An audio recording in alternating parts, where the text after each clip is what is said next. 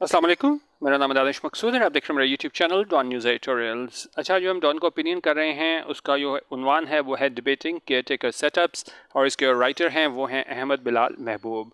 अच्छा, अब काफ़ी ज़्यादा इंपॉर्टेंट ओपिनियन है अहमद बिलाल साहब का, और इसमें उन्होंने कहा कि जी डिबेटिंग केयरटेकर सेटअप्स, डिबेट क्या होता है कि चीज़ पे बहस करना, और केयरटेकर सेटअप्स।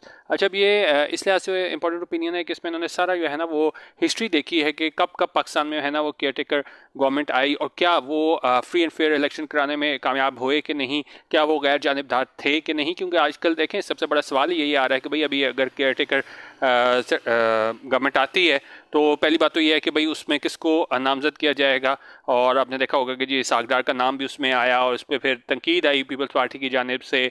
और क्योंकि ये समझा जाता है कि भाई इसको क्या है, गैर जानिबदार होना चाहिए, लेकिन क्योंकि ज़ाहिर है इसहाकडार अगर बीच में आता है, लीड करता है केयरटेकर सेटअप को, सबको पता है कि वो एक पर्टिकुलर पार्टी की जानिब उसका क्या है झुकाव होगा।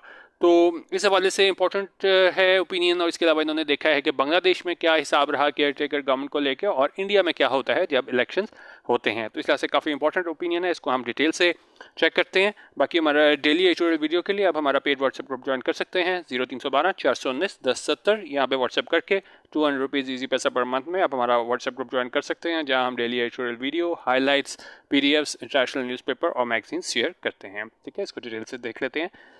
करेंगे जी, the framers of the original 1973 Constitution had apparently visualized Pakistan as a normal democratic state and therefore did not include any provision for a caretaker government during elections. उनका जो बनाने वाले थे ओरिजिनल हमारा 1973 का आइन था मुल्क का, वो ज़ाहिर तौर पे उन्होंने देखा था पाकिस्तान को, उसको विजुलाइज किया था कि भाई ये एक डेमोक्रेटिक स्टेट है, जमहूरियत है यहाँ पे, और लिहाजा उन्होंने कोई भी प्रोविज़न, कोई भी जो सेक्शन है वो ऐड नहीं किया था केयर टेकर गवर्नमेंट के हवाले से इलेक्शंस के दौरान। Even the part real and part perceived rigging in 1977 general elections did not justify the institution of system of caretaker governments. और यहाँ तक कि मतलब इस तरह कहा जाता है कि भाई 1970 का जो जनरल इलेक्शंस थे उसमें कुछ रिगिंग थी, और कुछ कहा जाता था कि कुछ सही भी था हिसाब, मतलब 100% उसको फ्री एंड फेयर नहीं कहा जाता। लेकिन उन्होंने कहा वो वाले जो 1970 के जनरल इलेक्शंस थे उन्होंने भी जस्टिफाई नहीं किया था कि भाई हम ये केयर टेकर जो सिस्टम है उसको लेकर आएँ। लेकिन फिर क्या हुआ? But the martial law government led by General Zia-ul-Haq, in its typical non-political and oversimplistic way of solving political problems, injected a system of caretaker government into Pakistan's Constitution 1985 through the revival of Constitutional Order RCO. अब आपको पता होना चाहिए कि भाई किस तरीके से है ना वो केयरटेकर सेटअप यहाँ पे आया हमारे पास केयरटेकर गवर्नमेंट पाकिस्तान कॉन्स्टिट्यूशन में। उन्होंने कहा कि जी जो मार्शल लॉ गवर्नमेंट थी बाय जनरल ज़िया-उल हक, उन्होंने अपने नॉन पॉलिटिकल और ओवर सिंपलिस्टिक वे में उन्होंने सॉल्व करने की कोशिश की पॉलिटिकल प्रॉब्लम्स को। उसमें वो जो केयरटेकर गवर्नमेंट का सेटअप थे वो पाकिस्तानी कॉन्स्टिट्यूशन में लेके आए। किस तरह? 1985 का जो revival of constitutional order RCO था इसके तहत। ठीक है, अच्छा अब कह रहे हैं जी the first caretaker government under this provision was selected by the military ruler Zia in 1988 in his discretion after he prematurely dissolved the National Assembly and dismissed elected governments. उनका पहला ही caretaker government जो है ना इस provision के तहत select किया गया military ruler Zia की जानिब से 1988 में, जब उसने prematurely यानी वक्त से पहले डिसॉल्व कर दी, ख़त्म कर दी नेशनल असेंबली और डिसमिस कर दी elected governments को। Apparently incensed by the act of defiance by his handpicked Prime Minister Mohammad Khan Junejo, Zia appointed only ministers directly reporting to him without a caretaker PM. अच्छा, उन्होंने कहा जाहिर तौर पे जो इंसेंस्ड होने के बाद, इंसेंस्ड होता है किस चीज़ से आप बहुत ज़्यादा गुस्सा हो, तो उन्होंने कहा बहुत ज़्यादा गुस्सा हुआ था। Act of defines, act of defines दूसरों को आपकी बात नहीं मानता, तो उसके जो हैंड पिक प्राइम मिनिस्टर था मोहम्मद खान जुनेजो, जब उसने जो है ना वो एक्ट ऑफ डिफाइंस शो किया तो ज़िया ने अपॉइंट किया सिर्फ वही मिनिस्टर्स जो क्या है डायरेक्टली उसे रिपोर्ट करते थे, और उसमें क्या है केयर टेकर PM शामिल नहीं था। Since Zia himself was a party against Junejo and the PPP whom he had deposed in 1977, the caretaker government led by Zia and after his death by Ghulam Isa Khan was heavily partisan. लेकिन उनका ज़िया खुद जो है ना एक वो party था जुनेजो के अगेंस्ट और PPP के अगेंस्ट, जिससे इसने वह है वो इक़्तिदार से निकाला था 1970 में, जो केयरटेकर गवर्नमेंट जिसके लेड बाय ज़िया, ठीक है, and after his death by Ghulam Isa Khan. उनका पहले केयरटेकर गवर्नमेंट को जो है ज़िया ने, उसके बाद उसकी डेथ के बाद गुलाम इसा खान, उनका ये दो जो लोग थे वो क्या थे, हैविली पार्टीजन थे। पार्टीजन होते हैं जब आप जानिबदार होते हो। ठीक है, तो हिस्ट्री बता रहे हैं कि किस तरीके से हमारे पास ये केयरटेकर सेटअप का जो था ये केयर टेकर गवर्नमेंट का सेटअप वो हमारे कॉन्स्टिट्यूशन में आया, उसके तहत कौन सा सबसे पहले हमारे पास केयर टेकर गवर्नमेंट बनी। अच्छा, अब ये सबसे इम्पोर्टेंट पैराग्राफ जो है इस पूरे ओपिनियन का वो ये वाला है। ये बिल्कुल आपको पता होना चाहिए कि भाई कितनी पाकिस्तान में केयर टेकर प्राइम मिनिस्टर आए हैं और कितने को कहा जाता है कि भाई वो उन्होंने फ्री एंड फेयर इलेक्शन कराया और वो गैर जानिबदार थे। Since then, Pakistan has seen 7 caretaker prime ministers, out of which only 3, Moin Qureshi in 1993, Mir Hazar Khan Khosrow in 2013, and Justice Nasir Mulk in 2018, may be considered a neutral, while others had explicit political leanings that did not contribute at all towards making the elections free and fair. उनका तब से अगर हम देखें तो पाकिस्तान में अब तक जो है ना वो 7 केयरटेकर प्राइम मिनिस्टर आए हैं, उसमें सिर्फ ये 3 थे। कौन कौन से? एक ये मोइन कुरैशी, फिर मीर हज़ार खान खोसरो 2013 में, मोइन कुरैशी 1993 में और जस्टिस नासिर मुल्क 2018 में। उनको हम न्यूट्रल कह सकते हैं, न्यूट्रल होता है गैर जानिबदार।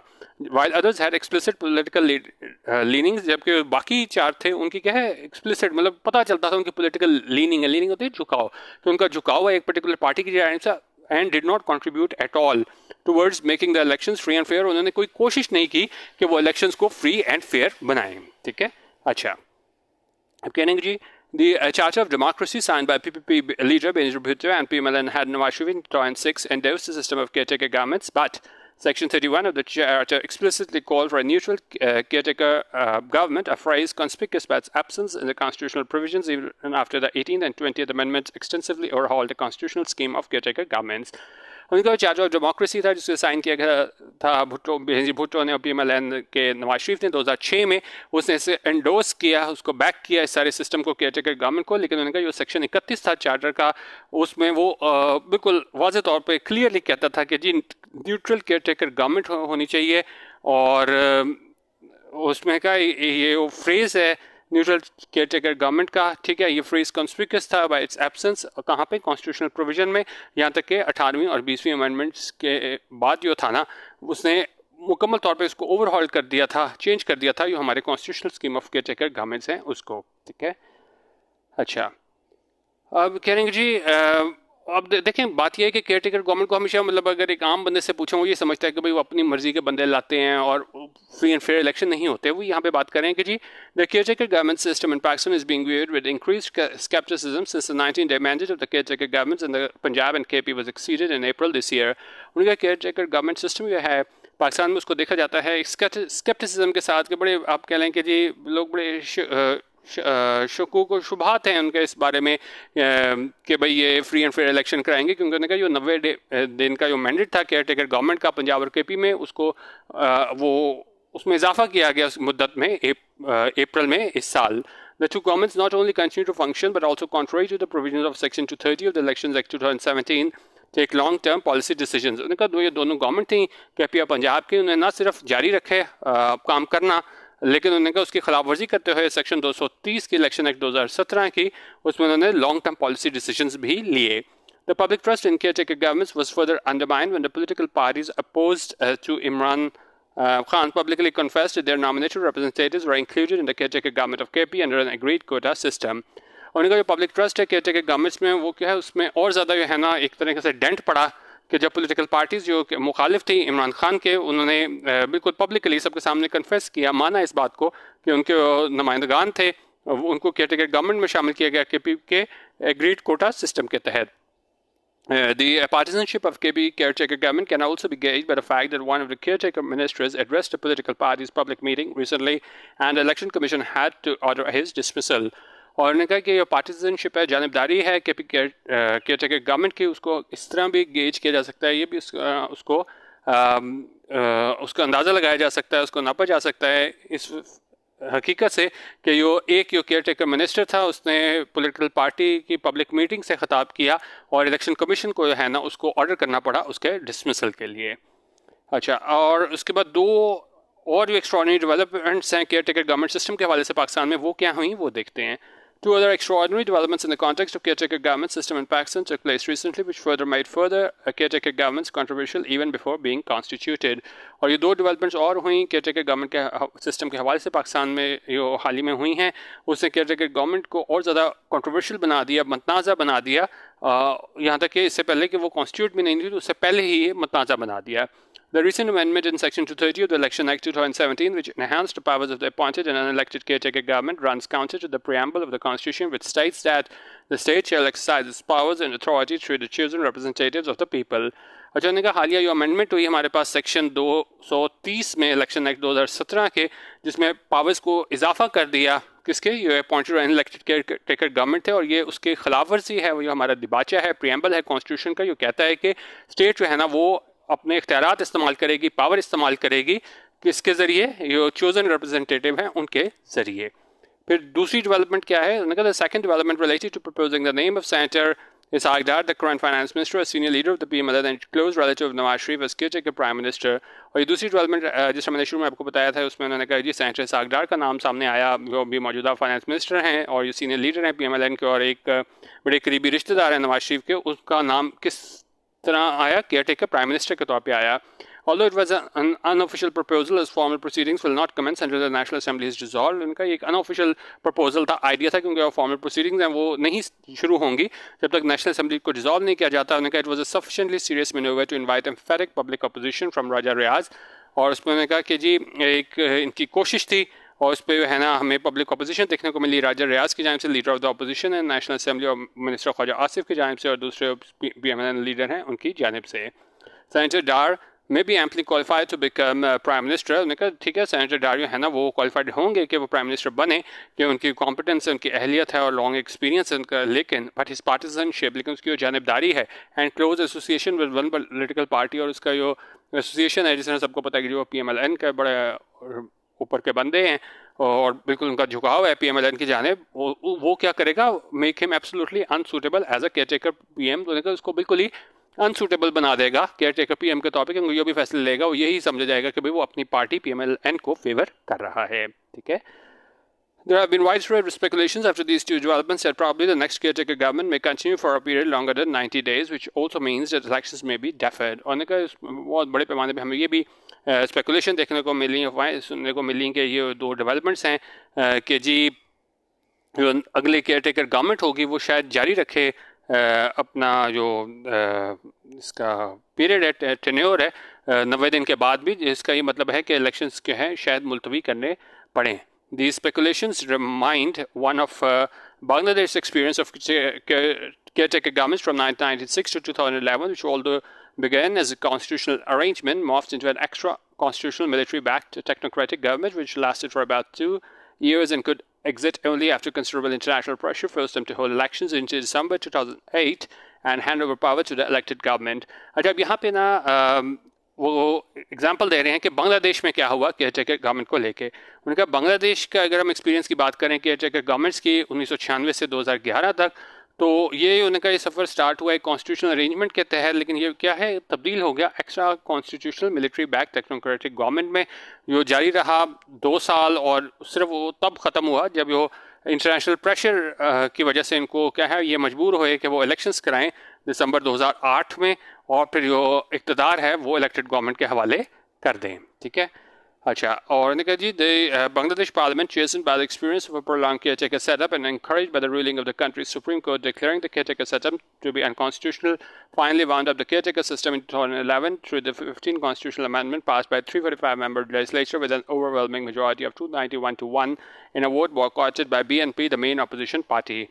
उनका बांग्लादेश पार्लियामेंट जो है ना चेजन होने के बाद जो एक्सपीरियंस इनका था कि ये लंबा से केयरटेकर सेटअप रहा, और फिर वो इंकरेज हुए किसकी जानिब से, ये रूलिंग थी मुल्क के सुप्रीम कोर्ट की, जिसमें उन्होंने कहा कि केयरटेकर सिस्टम को उन्होंने जो है वो अनकॉन्स्टिट्यूशनल करार दिया, गैर आइनी करार दिया, और उन्होंने आखिरकार ये केयरटेकर सिस्टम को ख़त्म किया 2011 में. किस तरह 15 कॉन्स्टिट्यूशनल अमेंडमेंट के तहत जो 345 मेंबर्स की जानिब से पास किया गया, और ये बहुत बड़े बढ़तरी से ये पास हुई 291 to 1 के तहत, और जो वोट है उसको बायकॉट किया गया BNP की जानिब से, जो मेन अपोजिशन पार्टी है उसकी जानिब से. Prime minister Hasina Wajid told parliament after the vote, और हसीना वाजिद ने पार्लियामेंट को क्या बताया वोट के बाद, this is a historic moment for democracy. उन्होंने कहा एक बड़ा तारीखी जो है ना वो लम्हा है डेमोक्रेसी के लिए, जमहूरियत के लिए. We cannot allow unelected people to oversee national elections. उन्होंने कहा हम नहीं इजाज़त दे सकते unelected people को कि वो निगरानी करें, ओवरसी करें नेशनल इलेक्शंस को. ठीक है. अच्छा, अब यहाँ पे बात कर रहे हैं कि जी अब पाकिस्तान के पास क्या ऑप्शन हैं? उन्होंने कहा Pakistan is face with two choices with when the next national assembly is elected. उन्होंने कहा पाकिस्तान के पास दो चॉइसेस हैं जब नेक्स्ट नेशनल असेंबली है ना वो इलेक्ट की जाएगी। The first option is that can reform the system to make sure that the caretaker system is strictly neutral. उन्होंने कहा पहली ऑप्शन तो ये है कि ये इस्लाहात ला सकते हैं सिस्टम में ताकि वो यकीनी बनाए कि वो केयर टेकर सिस्टम है वो क्या है, न्यूट्रल हो, गैर जानिबदार हो। This choice however seems to be more utopian than realistic. लेकिन उनका ये चॉइस जो है ना यूटोपियन दिखाई देती है बजाय इसके अगर हम कहें कि भी ये प्रैक्टिकल है, रियलिटी से करीब ऐसा हो सकता है, तो मतलब एक ख्वाहिश हो सकती है लेकिन रियलिटी में ऐसा नहीं हो सकता। The second option, probably a more practical one, is to wind up the prevailing flawed caretaker system because the majority of caretaker setups established in the past 35 years were neither neutral nor could their presence guarantee free and fair election in most of the cases. अच्छा, उनका दूसरी जो option है वो ज़्यादा practical one है। वो ये है कि एक तो हम ये हमारा जो बड़ा फ्लॉड जिसमें बड़ी गलतियां हैं, जो सही नहीं है केयर टेकर सिस्टम, इसको हम ख़त्म करें क्योंकि वो मेजॉरिटी केयर टेकर सेटअप आए हैं, इस्टेब्लिश हुए हैं पिछले 35 सालों में, ना ही वो न्यूट्रल थे, गैर जानिबदार थे, ना उनकी वो मौजूदगी थी, प्रेजेंस थी, उसने यकीनी बनाया फ्री एंड फेयर इलेक्शन को मोस्ट ऑफ द केसेस में। In addition, there has been the intrusion of political parties in various caretaker governments। और इसके अलावा उन्होंने कहा हमें इंट्रूजन देखने को मिली है पॉलिटिकल पार्टीज़ की केयरटेकर गवर्नमेंट्स में, क्योंकि होना तो गैर जानिबदार चाहिए लेकिन हमें पार्टीज़ देखें कि जी उनके लोग जो है ना पॉलिटिकल पार्टीज़ के वो केयरटेकर सेटअप गवर्नमेंट में आ जाते हैं which were suppose to be neutral and this trend seems to be on the increase. और होना तो वो उनको न्यूट्रल चाहिए लेकिन वो पॉलिटिकल पार्टीज़ के लोग केयरटेकर सेटअप में आ जाते हैं और ये ट्रेंड जो है ना वो ऑन द इंक्रीज़ है, यानी कि इसमें इजाफा हो रहा है। अच्छा, अब लास्ट पैराग्राफ में कह रहे हैं कि जी पाकिस्तान क्या कर सकता है? अगर probably Pakistan can take a cue from its erstwhile eastern wing and review its experience of caretaker governments. इनका पाकिस्तान जो है ना टेक अ क्यू ले सकता है कि आप किसी दूसरे के एक्सपीरियंस से जब फ़ायदा उठाते हो ना तो वो आपने कहा आप बांग्लादेश के एक्सपीरियंस जो है ना वो टेक अ क्यू ले सकते हो, वहाँ से फ़ायदा उठा सकते हो केयरटेकर गवर्नमेंट को लेके। We can also learn from the Indian experience. उन्होंने कहा हम इंडियन एक्सपीरियंस से भी लर्न कर सकते हैं जहाँ पर इलेक्टेड गवर्नमेंट जो है ना वो जारी रहती हैं इलेक्शन के दौरान but with drastically reduce powers. लेकिन इलेक्शन के दौरान की जो पावर्स हैं बहुत हद तक जो है ना वो कम कर दी जाती हैं, रिड्यूस कर दी जाती हैं under the strict watch of the election commission. और बड़ी सख्त इलेक्शन कमीशन है वो निगरानी करता है। तो दो ऑप्शंस दे दिए हैं पाकिस्तान के पास, या तो हम वहाँ से ले सकते हैं जो बांग्लादेश में हुआ केयरटेकर सेटअप गवर्नमेंट के हवाले से, या हम इंडिया में जिस तरह पावर्स कम कर दी जाती हैं इसकी इलेक्टेड गवर्नमेंट की और जिस तरह इलेक्शन कमीशन जो इसकी निगरानी करता है, तो हम वो ऑप्शन यूज़ कर सकते हैं। ठीक है, तो बेसिकली आज का जो ओपिनियन था काफ़ी अहम ओपिनियन था केयरटेकर सेटअप्स को लेके, और इसमें आप भी अपनी ओपिनियन दे सकते हैं कि क्या आपके ख्याल में केयरटेकर सेटअप गवर्नमेंट के होते हुए फ्री एंड फेयर इलेक्शन हो सकते हैं कि नहीं। ठीक है, जिसमें मैंने आपको बताया था हमारा व्हाट्सएप ग्रुप ज्वाइन करने के लिए 0312 419 1070 यहाँ पे व्हाट्सएप करके 200 रुपीज़ ईजी पैसा पर मंथ में आप हमारे पेड व्हाट्सएप ग्रुप का हिस्सा बन सकते हैं। वीडियो देखने का बहुत शुक्रिया। अल्लाह हाफ़िज़। पाकिस्तान जिंदाबाद।